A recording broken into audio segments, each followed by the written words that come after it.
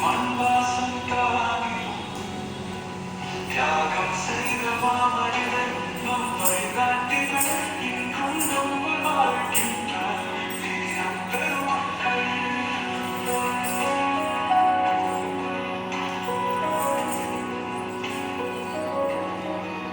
கங்கை முதல் கன்னியாகுமரி ஒரே தாய்மொழி பலமொழி பலமதம் ஒன்று கண்ட கூர்மமிடி சங்கு ஒலி ரசித்து வசை கை கொட்டி கீதம் அண்ணன் பாரதி